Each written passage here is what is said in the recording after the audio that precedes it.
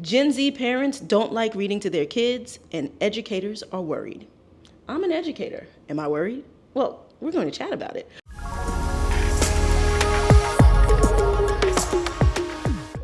Hey everyone, welcome to After Circle Time. This is where I get to take off my teacher hat.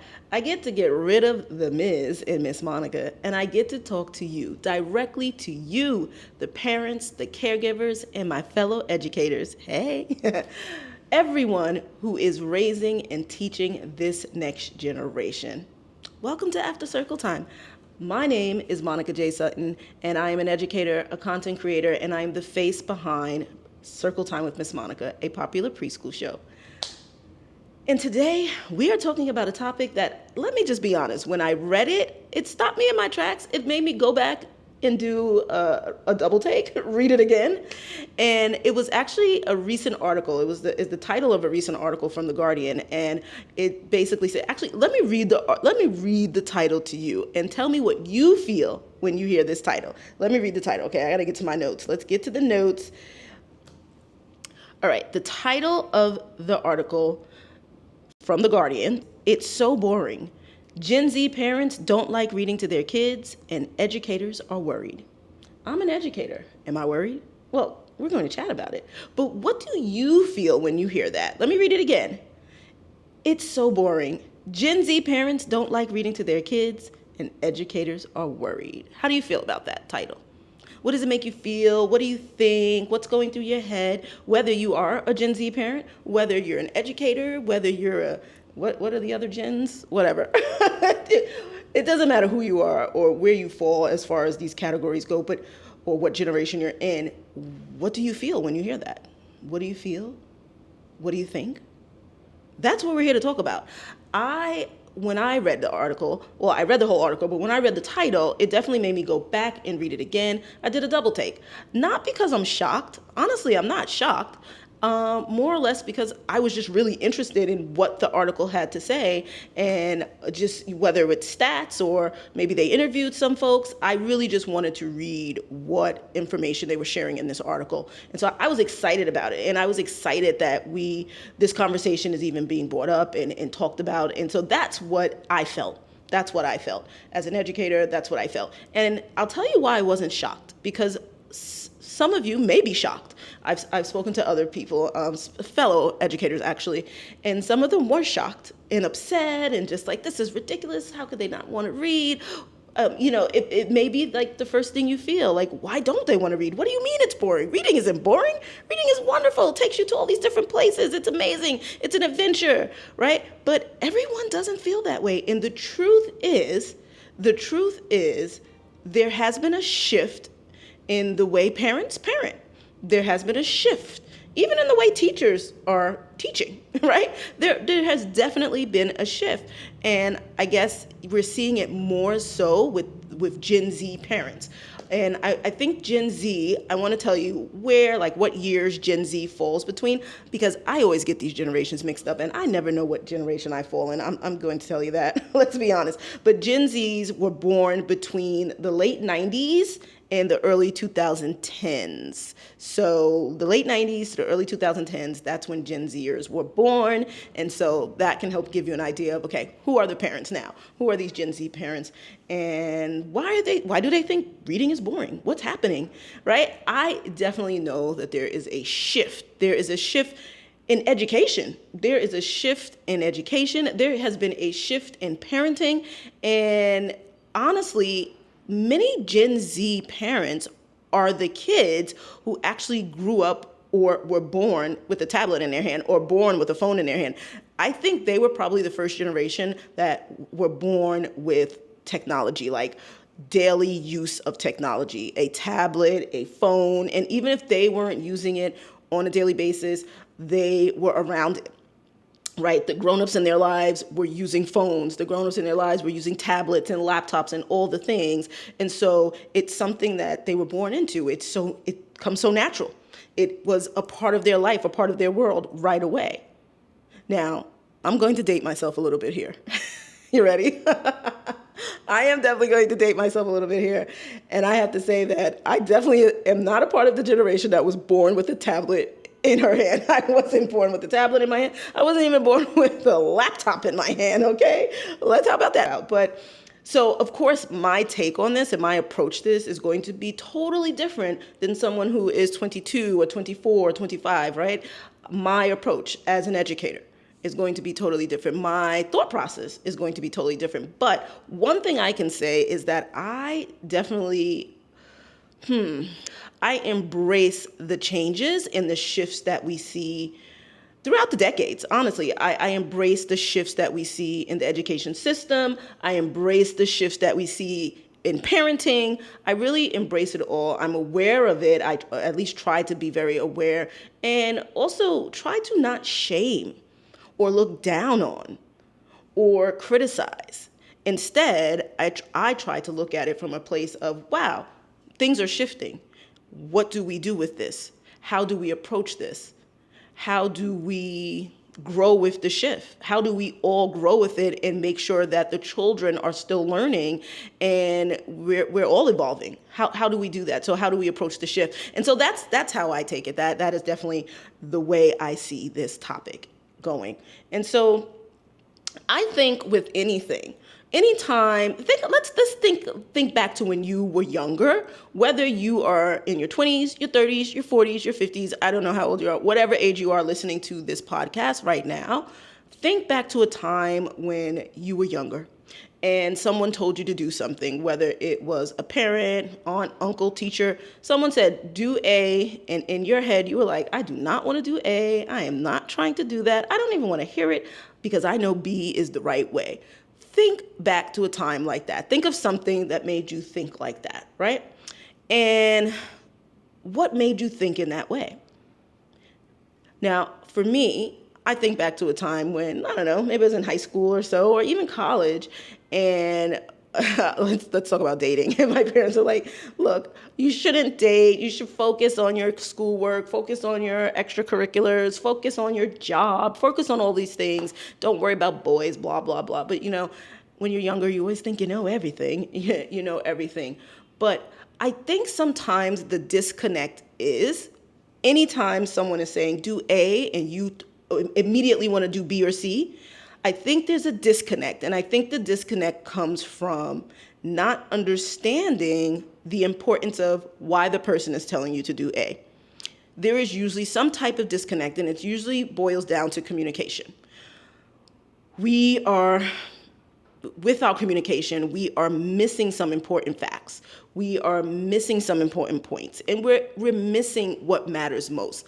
And I think in a situation like this, and in a conversation about this particular topic, I think it's important to point out what matters most. The children matter most. That's what matters most. That the children are able to learn, that the children are able to be prepared when they enter school, that they are going to be able to perform at their best, and that they're going to be able to thrive in their learning environment and at home. So the children matter. That's what matters. And so if we focus on the children, that's what matters, right? Can we all agree with that?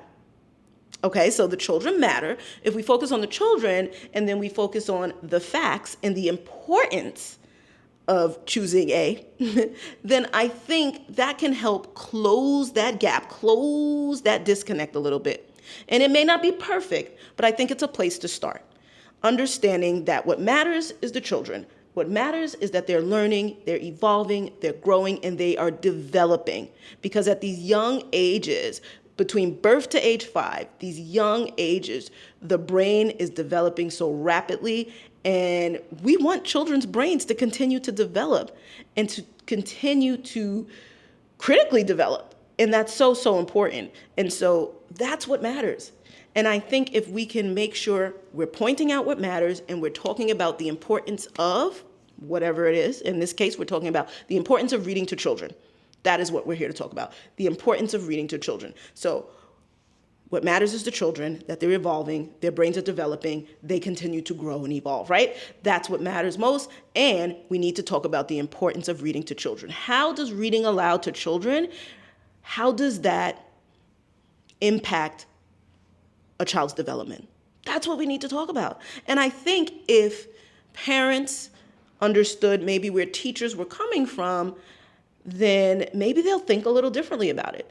But you can't, one, we all know you can't force anyone to do anything. You can't force anything upon someone, and you can't make them believe what you believe, but you can have conversations about it, and you can approach these conversations from a place of honesty, transparency, empathy, and understanding.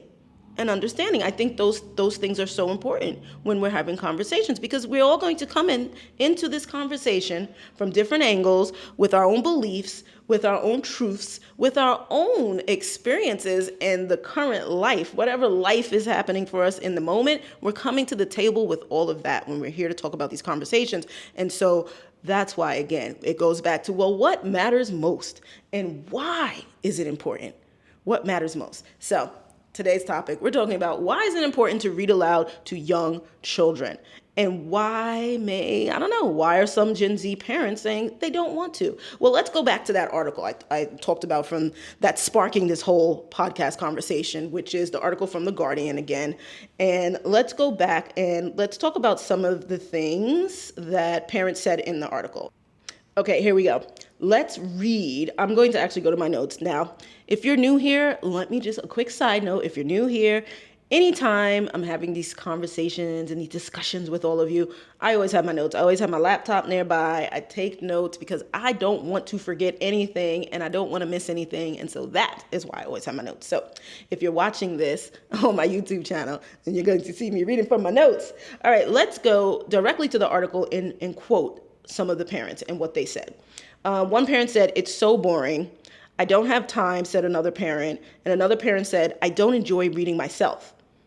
All right, let's keep going. Another parent said, "He's always interrupting," or "My son just wants to skip all the pages." And then another parent said, "I love reading with my kids, but they request the same book over and over." Now, that's that repetition, right? So if I had the episode before this podcast episode, the episode before, I talked about repetition, all about repetition. And we specifically talked about reading books to children over and over and over and why that is important. So if you're interested in learning more about the repetition and why that is really important, and why when your child asks to read that same book for the 100th time, why you probably should do it, embrace it, celebrate it, go check out that conversation. It's a great conversation. And again, just remember, when you come here to have conversations, there's no shame here. We're not here to shame anyone. We're not here to criticize, compare, none of that. It's really to have open, honest conversations. And so we can stick to and get to what matters most, which is the children. So let's get back to it. So those are some of the things that the parents said, and those were quoted from the actual Guardian article. Now, here are some stats that we need to just talk about really quick. We have to go over the stats, the research. Less than half of young children in the U.S. are read to daily by their parents. 1 in 3 American children start kindergarten without the language skills they need to learn how to read. And I read something else too. Where was it? Just 29% of boys age 0 to 2 are read to daily versus 44% of girls. And there's another conversation happening about girls and boys when they enter kindergarten. Why are boys generally behind and girls, moving so quickly? And there's a conversation about, should boys be allowed to start later at an older age, kindergarten, so maybe age 6 instead of 5. I don't know, depending on where you live, of course. But that's another conversation happening in early childhood education. I mean, we have to talk about that too later. But let's go back to it. Let's read another stat. Children who are read to at home have larger vocabularies and are more likely to become stronger readers later on. And I can definitely attest to that you can tell as a teacher. Educators often say, "Oh, I know who was read to, and I know who's reading every day, or who's hearing stories at bedtime, or whose family is reading to them on a daily basis." And it's usually because the vocabulary. It's usually the vocabulary that children come to school with. When they enter into your classroom, you can kind of tell just from experience. You can, and it's not always accurate, but just off of spending some time, just off of, the first few weeks, the first few days of school, just really getting an idea of who your different students are, you can kind of get an idea of, who's heard books before, or who is hearing stories on a regular basis, who has a large vocabulary, who is expressing themselves verbally, who is shying away from expression, and then of course there could be other difficulties and challenges, but we're just talking about typically what happens, okay? And when children arrive, if you are reading to them on a regular basis, you will see and notice that your child's vocabulary will continue to expand. Something that I noted in my conversation, my last episode about repetition, something I noted was we talked about stats from a specific study, and it was really great, so definitely go listen to that episode if you haven't already. But one of the studies that we covered in that episode talked about children learning new vocabulary words, and there were a group of children who heard a story 3 times in 1 week, and they heard these words, these new vocabulary words, over and over and over in that same story that they repeated throughout the week. And at the end of the week or later on when the grown-ups came back to test them or just to see what they remembered, they remembered most of those vocabulary words. They were able to remember what those words were. They were able to use them in a different context and understand those words. And that's what happens when you read to children on a regular basis. They start to pick up new vocabulary. It just naturally happens. You don't even have to teach it to them because it's naturally happening. It's naturally happening, especially when you repeat the same books over and over and over. So it actually can be really, really beneficial. It is really beneficial, okay? It is extremely beneficial. And we're going to talk about some of the benefits because I think that's important. Why does this matter? Why does reading aloud to children on a daily basis, why does that matter? Why is it important? Why should I, as a Gen Z parent, and I'm just saying, but why should a Gen Z parent want to read every day? If they don't like it, if it's something they're not used to, if they're not reading every day, why should they force themselves to pick up a book and read to their child every day? Let's talk about why it matters, because it matters that we talk about that and that we all understand why it's important. So, number 1, reading aloud, reading books, even just having books in your child's space, in their home living space, having books available for them to just even look at, that they are visually available, seeing print visually available around them.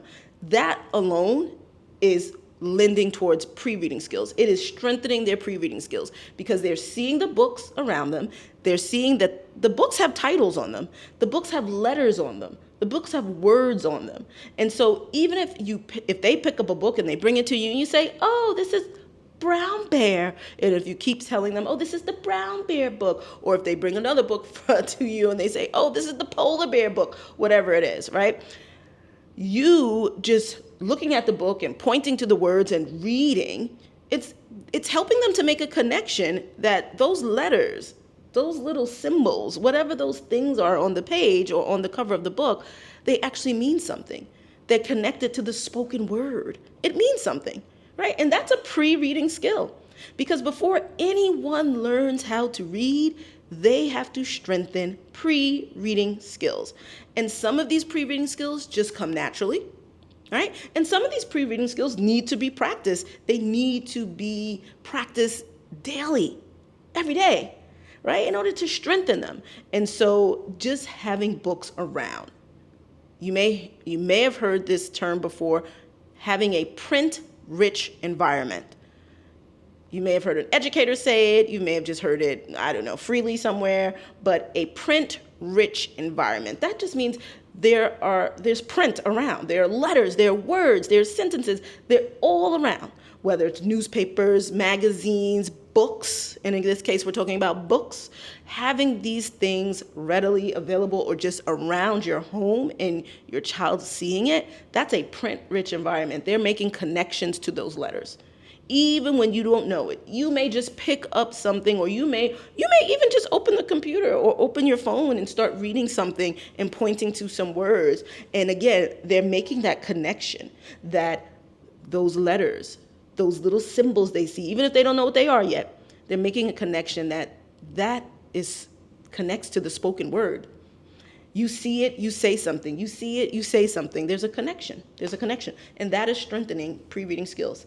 Okay? So strengthening pre-reading skills. Reading aloud to your child, number 1, it strengthens pre-reading skills. And then once you're reading aloud to them, especially when you're repeating those books, they start to make a connection with sounds. With sounds. Hearing sounds. Yeah, those sounds that you make when you put them together and create words. You know, those words that you're saying, the words you're reading on the page. All of those words are just made up of sounds that come together, sounds that connect and create words. And therefore you can make sentences, and then you can read those words and make sense of whatever it is you're reading, right? So they are connecting to the sounds. Another pre-reading skill.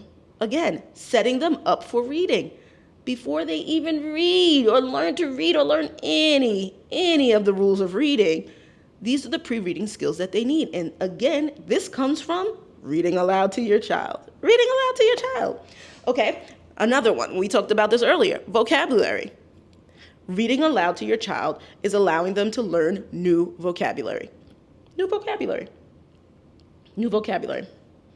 Okay, let's keep going. Reading aloud to your child can help develop their attention span. Strengthen that attention span, right? Help them to have a longer attention span. Reading aloud to your child. Yes, yes. And this is a beautiful one, actually. Reading aloud to your child can foster a bond between them and their parent or their caregiver and even their teacher. Reading aloud to children. It does that. It does that. And let me give you one more. Reading aloud to a child can help them to feel calm and to feel safe. I mean, have you ever experienced a child having a tantrum? Or I'm sure you all have. If you have young children in your life, then everyone here has young children in life in some way, capacity, right? Some shape, form. Well, you've probably experienced a tantrum at some point with this child, or just experienced a child being upset and maybe going to get their favorite book and giving it to you and wanting you to read it. Why? Because reading can sometimes calm children down. It can calm them down. It can slow them down. And it goes back to that connection, that bond that they're having with you when you read to them. Just hearing your voice may be soothing to them. It may make them feel comfortable and feel safe, especially when it's coming from a parent or a caregiver. They feel safe, they feel calm around you, and your voice soothes them. And so reading can do that. Reading aloud can do that, especially at bedtime. And I think that's why, like bedtime, nap time, it's a great way to calm them down and to have them calm their bodies, just reading to them. And if you bring your voice down some, right? I was just talking a little louder, but now I'm bringing my voice down. And if you start to read to them in a softer tone, at a lower level, that may really help with calming them.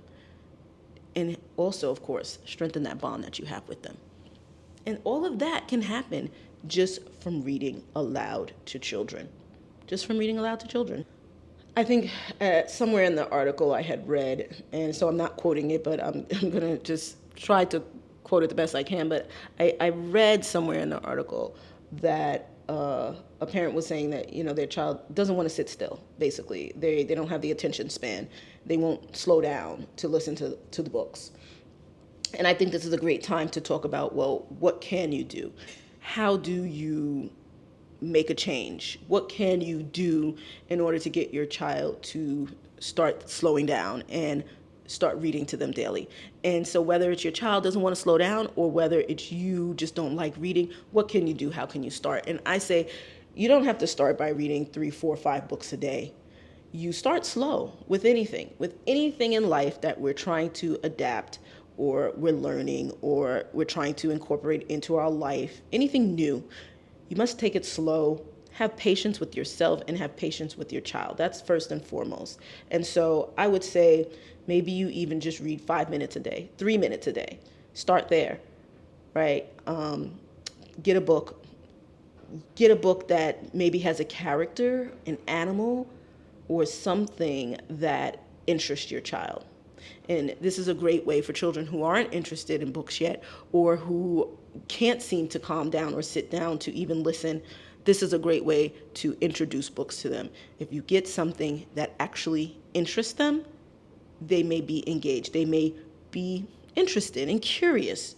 to see what this book is all about. They may want to take the book. And if you have a child who likes to take the books and throw the books and just throw them all over the place, then you do have to do a little more. You will have to step up and work a little bit harder to get them to understand that the book is not for throwing. We're going to use this book to read.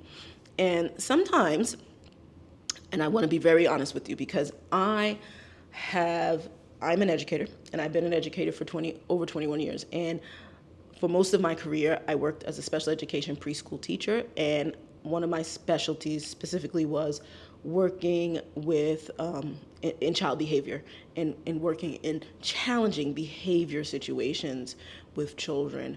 But I learned over the years how to help children to find calm within themselves, and also to help parents see that children can grow and learn, and you can set boundaries for them. And so if you do have a child who's throwing books all over the place and they won't sit still, it's not going to happen overnight.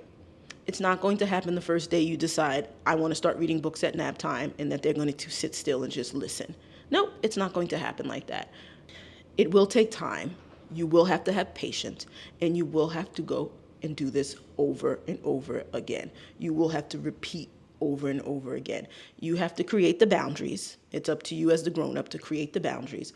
What are the boundaries? What does it mean when we pull out books, when it's book time or story time or calm down time, whatever you want to call it? Call it something. It's great to call it something because this will create a little bit of a routine. So every time you say, oh, it's story time, or it's calm down time, or it's time to relax, or it's bedtime, whatever you say, this creates a little bit of a routine, and then it also triggers something in your child's head that says, oh, they make a connection to what that means. So let's say you just say it's story time. So now they're making a connection that story time means we go to the couch, or we go to the rug, and we sit down, and we get a book, and we listen to mommy read, or daddy read, or grandma read, right? And this is why teachers do this often in preschool classrooms especially, right? You see this in all classrooms, honestly, but we're talking about little ones here. So in preschool classrooms, you will see teachers will always do this. We have very, very consistent routines. It's consistent routines, and we have our days are segmented into different activities, but the children know by the end of the first week of school, children know what these activities are, or these specific times of the day, right? So story time, oh, it's story time, clean up, get ready for story time. So children automatically, because they hear this every day over and over, automatically they make a connection. Their brain is making a connection that story time means it's time to clean up what we're doing and meet over on the rug, find your spot and sit down. That's what story time means, because now we're going to listen quietly and be attentive to the story and listen to the teacher read and blah, blah, blah, blah, blah, right? You have to do the same thing at home. It's the same thing. And again, I go back to, it's not going to happen the first day you do it. Depending on who your child is, and it may not happen overnight, and it may take 2, 3, 4 weeks. It may take a month. But guess what? It can happen. But you have to keep at it. And you slowly integrate this into your day. So going back to what can you do? You slowly start to integrate story time into your day, into your child's day specifically, okay? And that's going to look different for different families. You want to just look at your child. Meet your child where they are. They're meeting you where you are, right? They have no choice but to meet you where you are. So meet your child where they are and work from there. And even meet yourself where you are, okay? Maybe you don't like reading. Like one of the parents said, I don't even like reading myself, so why would I read to my child? Well, now that you know the importance of reading to your child, now that you know that it helps with critical brain development, because reading aloud, while you're reading aloud, your child's brain is developing in the moment. And so if you want to be a part of your child's brain development, then you're going to read to your child. And again, you start slow. With anything, you start slow. Start slowly integrating 1 book, 2 books, 3 books, slowly. Sit for 3 minutes. Wow, we did it. You sat for 3 minutes and listened. That's great. We'll pick this up again tomorrow. We'll try again tomorrow. Give me a high five. Okay, you can go back and do whatever they were doing. 3 minutes. Great. Goal set. Goal accomplished. We move on. Tomorrow we do 3 minutes again. Sit for 3 minutes. Whoa, you did 3 minutes. We read another page. We read 3 pages. High five. Okay, you could go back to doing what you were doing.